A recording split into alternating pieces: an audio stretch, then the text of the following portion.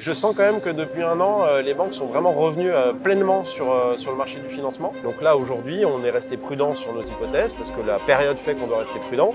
Mais on peut être prudent et ambitieux. Les gens pensent que c'est le cash qui ramène les deals. Et toi, tu penses que c'est le C'est deal. le deal qui ramène le cash. Bonjour les amis, on est avec Paul-Éric Perchaud de la société Mimco. Je le laisse se présenter. Salut Paul-Éric. Bonjour Anaïs. Tu vas bien? Ça va très bien et toi? Ouais, on est content, on a un peu de beau temps. On est bien, on est Un bien. peu de beau temps. Hier, on avait quand même beaucoup de pluie, c'était compliqué hier. Merci de nous Merci à toi de me rejoindre recevoir. pour ces quelques minutes. Est-ce que tu peux rapidement te présenter? Alors, Mimco, vous êtes très actif. Surtout ces dernières années, vous avez été très présent sur le marché. Est-ce que tu peux nous dire ce que tu fais Avec plaisir. et ce que fait Mimco? Voilà. Alors, écoute, donc moi je suis Managing Director France de Mimco. Mimco est un groupe pan-européen. On a des bureaux à Paris, à Luxembourg et à Berlin. On est une société de gestion et opérateur immobilier. On a aujourd'hui à peu près 1 milliard d'euros d'actifs sous gestion sur les 3 pays et aussi sur la péninsule ibérique. On gère des véhicules de type fonds sur le Luxembourg et sur la France qui sont investis dans les 3 pays. Et plus récemment, début 2024, on a lancé une plateforme de club deal qui s'appelle Mimco Platform. Où on vient chercher des club deals partout en Europe de qualité institutionnelle à destination d'une clientèle privée. Donc du coup, on a un réseau de distribution CGP, banque privée, family office, et on leur propose d'investir dans des deals à nos côtés partout en Europe. Magnifique. Et donc ça veut dire que vous allez à la rencontre des CGP, vous les draguez un petit peu avec des deals que vous avez sélectionnés et vous leur proposez d'investir dans ces deals via votre plateforme. Exactement. C'est ça. On a intégré en fait une équipe de distribution. Donc en fait, ça fait partie de notre double casquette. On est à la fois, comme je disais, société de gestion et asset manager opérateur de nos opérations. Et on a également toute une équipe de partenariat distribution qui passent leur journée avec les CGP pour leur expliquer ce qu'on fait, leur proposer des opérations dans lesquelles investir pour le compte de leurs clients. Et si ça se trouve, certaines personnes d'ailleurs qui nous écoutent ont investi chez toi Tout par à fait. le biais de leur CGP. Exactement. Alors, question que je pose à tout le monde, comment ressens-tu le marché de l'immobilier en ce moment? Est-ce que tu trouves que ça va mieux, qu'on a repris un petit peu du poil de la bête et que les gens sont enthousiastes? Est-ce que tu trouves que ça stagne? Est-ce que tu trouves que c'est pire? Donne-moi ton ressenti. Si je juge uniquement sur la performance de Mimco sur les 12 derniers mois, le marché est plutôt bon. Parce que là, sur 12 mois, on a réalisé sur la partie club deal à peu près une dizaine de club deals. Et on a levé un peu plus de 100 millions d'euros de fonds propres sur ces opérations. Exceptionnel. Donc ça se passe plutôt bien. En fait, ce qui se passe, c'est comme tout marché, il y a des périodes de hausse, des périodes de baisse. Les périodes de baisse, c'est aussi des périodes où on peut acheter, on peut mieux acheter. Donc on voit aujourd'hui, et je pense que tu en vois passer beaucoup, des opérations avec des valeurs, que ce soit à Paris ou sur le reste du marché européen, des valeurs métriques qui sont à des niveaux qu'on n'a jamais vus. Donc c'est vrai que c'est plutôt une phase de marché acheteuse qu'une phase vendeuse. Et donc du coup, ça tombe bien parce que nous, on est plutôt sur une phase acheteuse. Donc on noue pas mal de partenariats avec des operating partners, avec des partenaires partout en Europe. Et on a nos propres acquisitions. Et à ce titre-là, on pense qu'il y a des affaires à faire en ce moment. Et en fait, on le voit dans les financements, il y a eu une phase de 2 ans après la crise des taux où en fait tout le monde a essayé de tenir, notamment sur les financements, et il n'y a pas grand-chose qui se vendait ou qui s'achetait. Et ce qu'on voit quand même depuis une année, et je pense que là on rentre vraiment sur 2025 dans cette phase-là, c'est une phase de vente. C'est-à-dire que vraiment il y en a beaucoup qui sont forcés de vendre. Qui finalement cèdent. Voilà, alors désolé pour ceux qui sont obligés de vendre, mais voilà, c'est le marché qui fait comme ça. Mais nous on est très à l'affût en fait de bonnes opportunités. Qu'est-ce que c'est une bonne opportunité chez vous?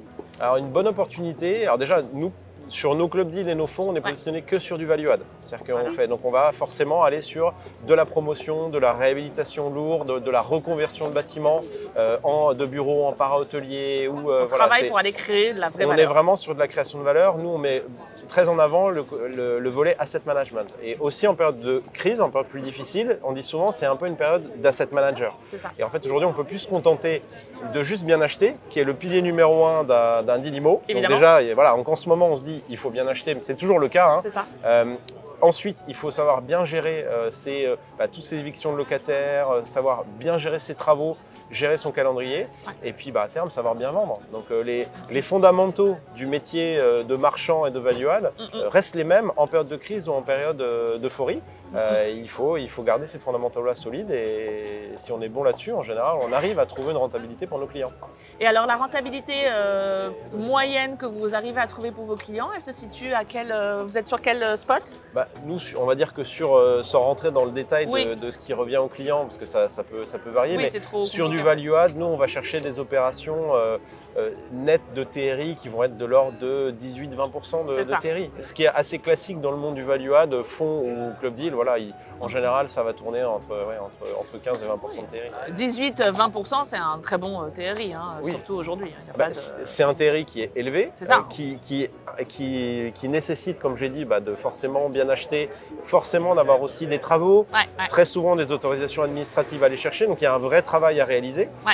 C'est un peu la matrice risque-rentabilité. Si on va chercher ces rentabilités-là, ça vient avec du risque, avec beaucoup de travail derrière, mais ça nécessite aussi d'être sélectif. C'est-à-dire que nous, on n'a pas vocation à faire beaucoup d'opérations par mois. Quand je dis qu'on a fait une dizaine de club deals par an, c'est déjà assez dense, soutenu, mais on ne veut pas faire beaucoup plus que ça parce qu'en fait, c'est quand même du value add, il y a beaucoup de travail, il y a des relations avec des partenaires à suivre et nous, on est très attentifs à ça. Donc, on n'a pas vocation à faire de la quantité, mais plutôt à faire de la qualité, comme j'ai dit, des deals de qualité institutionnelle. On veut donner accès à cette clientèle privée, à ces banques privées, à ces CGP, à des deals qui, parfois, avant, étaient uniquement accessibles à de l'institutionnel pur. Et nous, on leur donne accès à ça, mais on garde la même qualité de gestion. Et qu'est-ce que c'est un deal type institutionnel? Un deal institutionnel, par exemple, on vient d'être retenu sur une opération qu'on fait en partenariat avec Foncière Renaissance sur 48 Notre-Dame des Victoires. Donc là, c'est un deal, c'est une opération, 7000 m² de bureau, à côté du Palais Brognard, Bourse, donc en plein cœur du QCR, en plein cœur de Paris. Et ça, c'est une opération, historiquement, une clientèle privée, que ce soit family office, via CGP ou banque privée, n'avait pas accès. Et donc nous, on permet d'avoir accès à ce type d'opération. Qu'est-ce que vous allez faire avec cet actif? Donc 7000 m² de bureau. Alors il y a un permis qui est en cours d'instruction, qui avait déjà été déposé. Il n'y a pas de changement de destination puisque c'était déjà du bureau. C'était les anciens bureaux de la Banque de France. Et donc l'objectif, c'est une grosse mission de travaux, beaucoup de capex à investir, lourd, pour amener l'actif à un niveau de standard, même de standard de labellisation, BREEAM, de décret tertiaire. Exactement, au top du marché.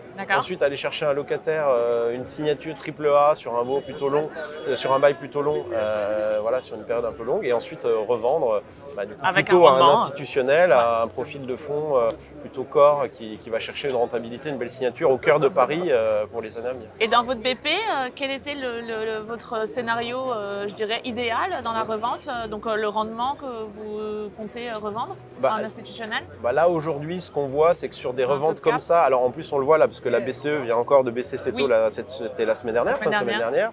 Donc on est quand même sur une optique plutôt positive au niveau des taux, et donc on pense que sur du marché parisien, bureau, QCA, corps, ou encore une fois, attention, parce qu'il va falloir que ça coche toutes les cases. Il faut que le bâtiment, on est en premier jour partout, on aura les derniers standards écologiques, on investit beaucoup en capex. Donc, si on coche toutes ces cases-là, je pense que c'est des actifs qui vont être sous les 4%. À 3,9, oui, c'est ça votre. Même peut-être un peu moins. Il faut se rappeler où on était encore en 2021-2022. Un actif comme ça, à cette époque-là, on l'aurait vendu largement sous les 3%. Tout à fait. Donc là, aujourd'hui, on est resté prudent sur nos hypothèses parce que la période fait qu'on doit rester prudent. Mais on peut être prudent et ambitieux. Absolument. Et ça, c'est vraiment ce que nous, on fait Mimco dans tous nos business plans.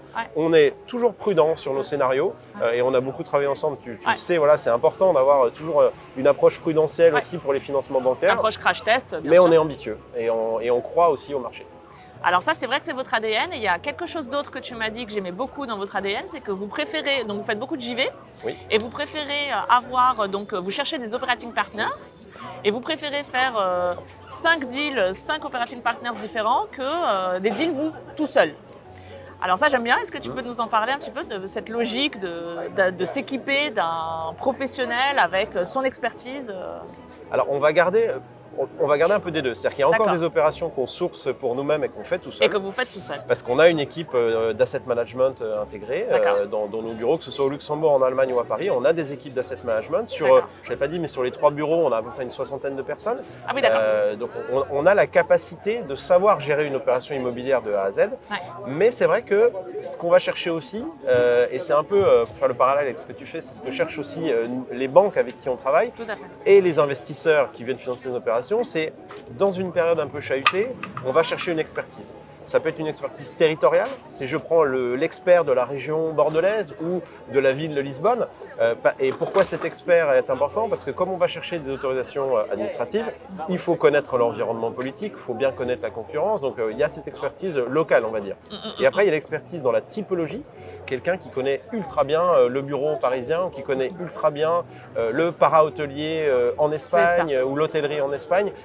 Ben ça, on ne peut pas être bon partout. Et nous, quand on a vocation sur notre plateforme à être assez généraliste, nos partenaires investisseurs et les investisseurs qui travaillent avec nos partenaires CGP Banque Privée recherchent une diversification.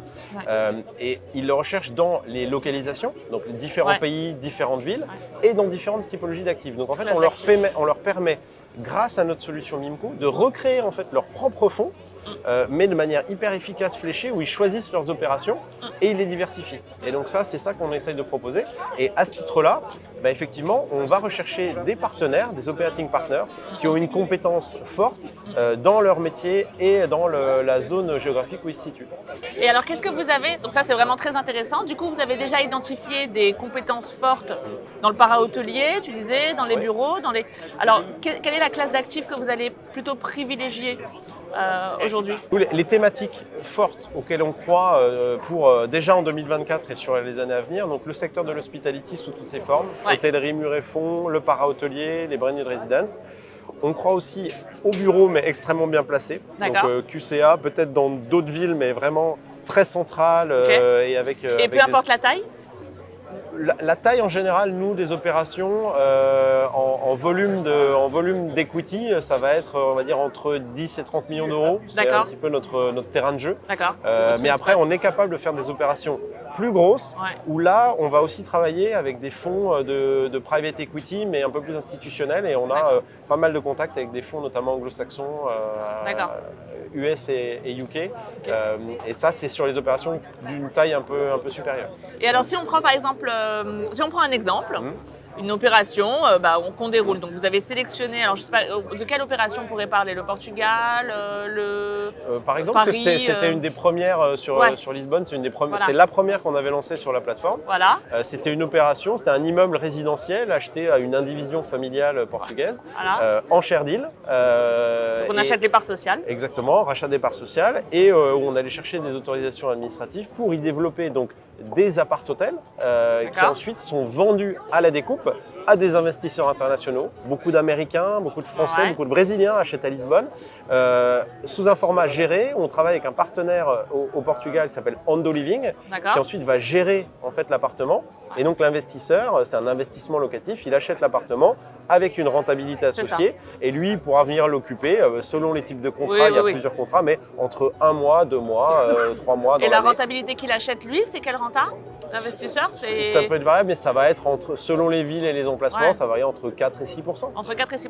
Et quand vous avez fait cette opération, vous avez délivré le TRI à vos investisseurs, du coup. Et là, vous étiez sur, pareil, cette typologie de 18-20? On était sur cette opération, on était nous sur un club deal qui était à horizon 24 mois.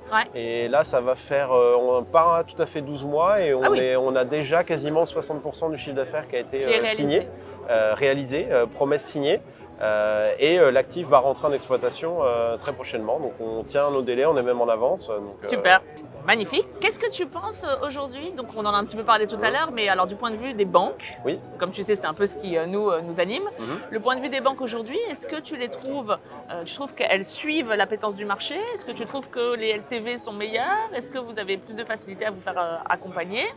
Est-ce qu'elles vont être encore très gourmandes en fonds propres? Quel est votre ressenti chez Mimco? Le ressenti déjà, c'est que je sens les banques qui sont toujours partenariales, elles sont toujours présentes. Je les sens même plus de retour. Il y a eu un petit peu de retrait pendant une période, mais je sens quand même que depuis 1 an, les banques sont vraiment revenues pleinement sur le marché du financement. Je pense qu'elles sont plus sélectives, mais c'est ce que je viens de décrire. Nous, on est pareil, on est Vous assez aussi. alignés. Donc finalement, c'est pour ça qu'on arrive, nous, quasiment sur l'intégralité de nos projets à être financés en dette senior bancaire. Ouais. Donc les banques nous font confiance parce qu'on est sélectif, ils le sont aussi.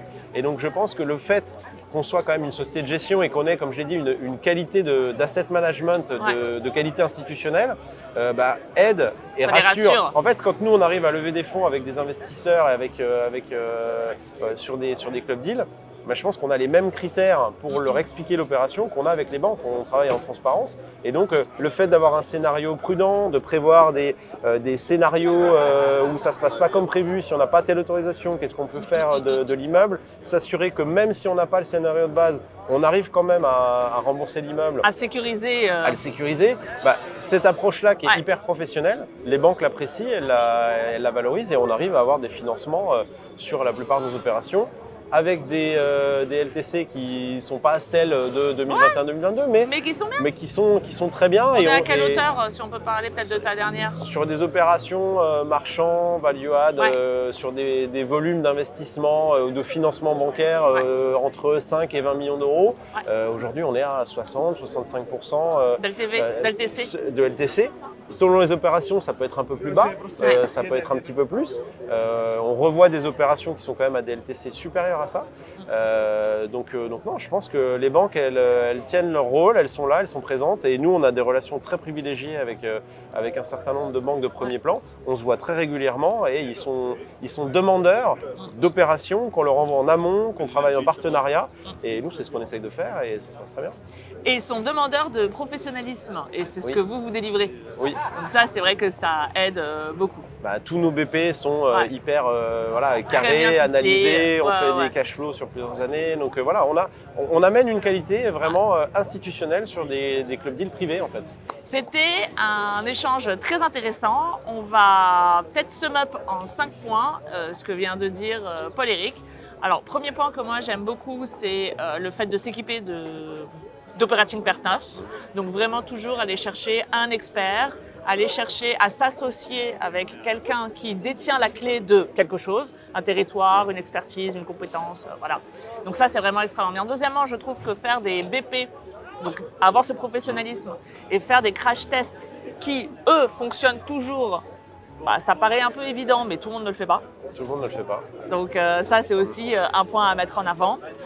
Troisième point qu'on pourrait mettre en avant, c'est le fait d'avoir lancé votre plateforme et de vous être un petit peu imposé comme étant très fort sur ce nouveau segment, je dirais. Ça vous positionne aussi et je pense que ça vous amène aussi des deals un peu plus off-market ou peut-être un petit peu plus, je dirais, premium. Parce que vous vous êtes imposé comme étant un acteur incontournable, donc les deals viennent à vous. Et il y a quelque chose que tu m'avais dit aussi, je pense que c'est le dernier point où on pourrait conclure, que j'avais beaucoup aimé, c'est que les gens pensent que c'est le cash qui ramène les deals, et toi tu penses que c'est le deal. C'est le deal qui ramène le cash. Et c'est un peu sur la partie club deal, c'est un peu l'opposé de ce qu'on fait sur un fonds, où d'abord on crée un fonds, on crée le véhicule, on lève l'argent et ensuite on le déploie. Nous on considère que d'abord on trouve l'opportunité et là on doit trouver les investisseurs et monter le club deal. Ça nécessite une mécanique pour la levée de fonds parce que le timing est en général beaucoup plus court. Et donc il faut vraiment être très équipé. Et c'est ce que nous on a développé. On s'est équipé sur tout le volet, comme je dis, digital, tech, réglementaire, pour avoir une solution qui nous permette d'être ultra réactif et de collecter rapidement sur ces opérations et pour les gérer ensuite avec nos partenaires. Extraordinaire. Est-ce qu'on peut conclure en disant que la dette c'est la vie? Effectivement, la dette c'est la vie, c'est ce que j'essaye toujours d'expliquer et même parfois à des partenaires qui recherchent aujourd'hui, on en avait parlé, mais beaucoup de gens disent aujourd'hui je ne suis pas financé par des banques, je cherche à faire full equity ou je veux un rang, un premier rang, je veux être en senior. Moi je dis mais en fait le fait d'être financé par une banque et d'avoir une dette senior bancaire, c'est plutôt un bon signe parce que ça reste une dette qui est quand même moins chère et donc on fait de l'effet de levier, donc le TRI est meilleur, donc ça reste quand même quelque chose de positif aujourd'hui. Donc oui, la dette, c'est ce qui fait aussi la qualité des deals. Merci Paul-Éric, c'était super sympa. Merci beaucoup pour cet échange. Bon bipim à toi aussi.